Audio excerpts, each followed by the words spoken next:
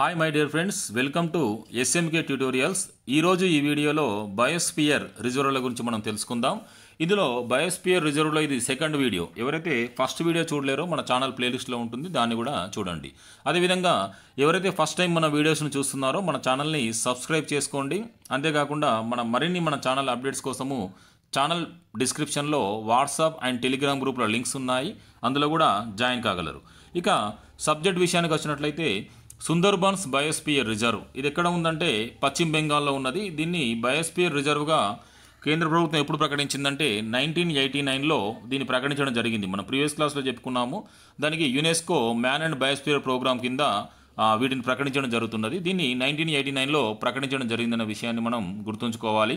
అయితే దీనికి యునెస్కో గుర్తింపు అనేది ఎప్పుడు లభించిందంటే 2001లో దీనికి యునెస్కో గుర్తింపు అనేది లభించింది. అదొకటి మనం గుర్తుంచుకోవాలి. అంతేకాకుండా పశ్చిమ బెంగాల్లో ఇది ఎక్కడ ఉందంటే గంగా బ్రహ్మపుత్ర డెల్టాలోని మాంగ్రోవ్ ప్రాంతంలో ఈ బయోస్పియర్ రిజర్వ్ ఉన్నది. మరి దీని యొక్క ప్రత్యేకత స్పెషాలిటీ ఏంటంటే రాయల్ బెంగాల్ టైగర్స్ వీటి యొక్క సహజ ఆవాస ప్రాంతము, నేచురల్ హ్యాబిటేట్ రాయల్ బెంగాల్ టైగర్ల యొక్క సహజ ఆవాస ప్రాంతంగా ఈ సుందర్బన్స్ బయోస్పియర్ రిజర్వ్ను మనం చెప్పుకోవచ్చును. అంతేకాకుండా ఈ సుందర్బన్స్ బయోస్పియర్ రిజర్వ్ మరి దానికి అలా పేరు ఎలా వచ్చిందంటే ఈ బయోస్పియర్ రిజర్వ్ గల సుందరి వృక్షాలు ఏవైతే ఉన్నాయో ఆ సుందరి వృక్షాల పేరు మీదగానే దీనికి సుందర్బన్స్ అనే పేరు వచ్చిందనే విషయాన్ని కూడా మనం గుర్తుంచుకోవాలి. నెక్స్ట్ వచ్చేసి సిమ్లీపాల్ బయోస్పియర్ రిజర్వ్ ఇది ఎక్కడ ఉందంటే ఒడిశాలో ఉన్నది. మరి దీన్ని బయోస్పియర్ రిజర్వ్గా కేంద్ర ప్రభుత్వం ఎప్పుడు ప్రకటించిందంటే 1994లో ప్రకటించడం జరిగింది. దీన్ని యునెస్కో అనేది ఎప్పుడు గుర్తించిందంటే 2009వ సంవత్సరంలో గుర్తించడం జరిగింది. మరి సిమ్లీపాల్ బయోస్పియర్ రిజర్వ్కు ఆ పేరు ఎలా వచ్చిందంటే ఇక్కడ గల సేములు వృక్షాలు, ఈ సేములు వృక్షాలు ఏవైతే ఉన్నాయో వాటి పేరు మీదుగానే దీనికి సిమ్లీపాల్ అనే పేరు వచ్చిందన్న విషయాన్ని మనం గుర్తుంచుకోవాలి.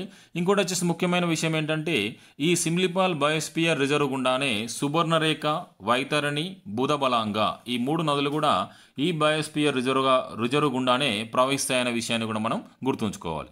అంతేకాకుండా ఇక్కడ కొంతమంది ట్రైబల్స్ కూడా నివసించడం జరుగుతుంది. వారిని చూసినట్లయితే నెరింగా బరియా, మంకీడియా, కోల్ మరియు సంతాల్ తెగల ప్రజల నివాసం కూడా ఈ సిమ్లీపాల్ బయోస్పియర్ రిజర్వ్ అనే విషయాన్ని మనం గుర్తుంచుకోవాలి.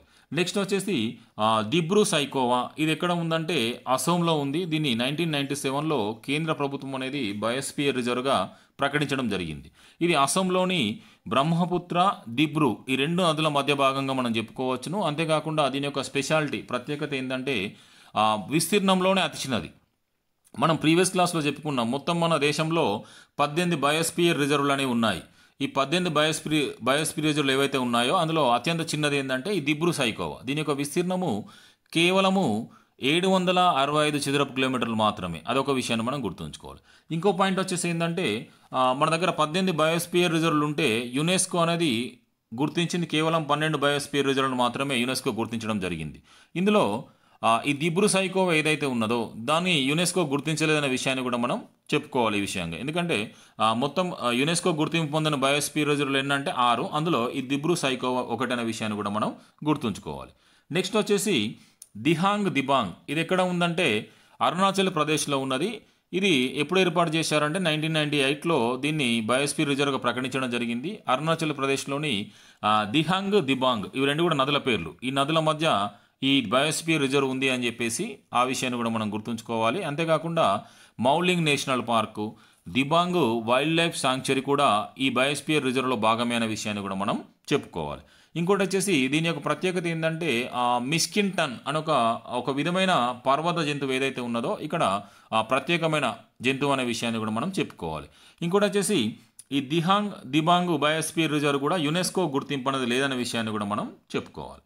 నెక్స్ట్ వచ్చేసి కాంచనజంగా ఇది ఎక్కడ ఉందంటే సిక్కింలో ఉన్నది. కేంద్ర ప్రభుత్వం దీన్ని 2000 సంవత్సరంలో బయోస్పియర్ రిజర్వ్గా ప్రకటించడం జరిగింది. దీన్ని యునెస్కో ఎప్పుడు గుర్తించిందంటే 2018 సంవత్సరంలో దీన్ని గుర్తించడం జరిగింది. అంతేకాకుండా దీని యొక్క స్పెషాలిటీ ఏంటంటే మన దేశంలోనే అతి ఎత్తైన బయోస్పియర్ రిజర్వ్గా దీన్ని మనం చెప్పుకోవచ్చు. మరి ఎంత ఎత్తు వరకు ఉంటుందంటే అంటే సుమారు 8586 మీటర్ల ఎత్తు వరకు కూడా ఈ బయోస్పియర్ రిజర్వ్ ఉంటుందన్న విషయాన్ని కూడా మనం చెప్పుకోవాలి. ఇంకోటి వచ్చేసి ఇందులో 150కి పైగా హిమానీ నదాలు గ్లేసియర్స్ ఉన్నాయి. బయోస్పియర్ రిజర్వ్లో 150కి పైగా హిమానీ నదులు ఉన్నాయి. ఇందులో అతి పొడవైనది ఏంటంటే జము హిమానీ నదం అని మన విషయాన్ని మనం చెప్పుకోవాలి. ఇంకోటి వచ్చేసి లేప్చా తెగలు ఎవరైతే ఉన్నారో వారి యొక్క సాంప్రదాయ లేప్చా తెగల యొక్క నివాసంగా కూడా ఈ బయోస్పియర్ రిజర్వ్ను ఏదైతే కాంచనజంగా ఉందో ఆ బయోస్పియర్ రిజర్వ్ను మనం చెప్పుకోవచ్చు. నెక్స్ట్ వచ్చేసి అచనక్మర్ అమర్కంటక్. ఈ బయోస్పియర్ రిజర్వ్ ఎక్కడ ఉందంటే ఛత్తీస్గఢ్ మరియు మధ్యప్రదేశ్ రాష్ట్రాల్లో విస్తరించి ఉందనే విషయాన్ని మనం చెప్పుకోవాలి. దీన్ని కేంద్ర ప్రభుత్వం బయోస్పియర్ రిజర్వ్గా 2005లో ప్రకటించడం జరిగింది. ఇది నర్మదా, సోన్ నదుల పరివాహక ప్రాంతంలోని మైకాల్ శ్రేణులలో కలదు. దీనికి యునెస్కో ఎప్పుడు గుర్తింపు ఇచ్చిందంటే 2012వ సంవత్సరంలో గుర్తింపునిచ్చిందన్న విషయాన్ని కూడా మనం చెప్పుకోవాలి. నెక్స్ట్ వచ్చేసి ఇంకోటి ఈ అచనక్మర్ టైగర్ రిజర్వ్ బయోస్పియర్ ఏదైతే ఉన్నదో ఈ అచనక్మర్ బయోస్పియర్లోనే ఈ అచనక్మర్ టైగర్ రిజర్వ్ అనేది ఒక భాగం అనే విషయాన్ని కూడా మనం చెప్పుకోవాలి. ఇక్కడ నివసించే సాంప్రదాయక ఎవరైతే ట్రైబల్స్ ఉన్నారో వాళ్ళు చూసినట్లయితే గోండు మరియు బైగాలు. ఈ గోండు బైగాలు ఈ బయోస్పియర్ రిజర్వ్ ప్రాంతంలోనే నివసిస్తారన్న విషయాన్ని కూడా మనం చెప్పుకోవాలి. Okay my dear friends, video నచ్చినట్లయితే లైక్ చేయండి, అదేవిధంగా షేర్ చేయండి. మరిన్ని ఇటువంటి వీడియోస్ కోసము మన ఛానల్ని సబ్స్క్రైబ్ చేసుకోండి. Thank you one and all.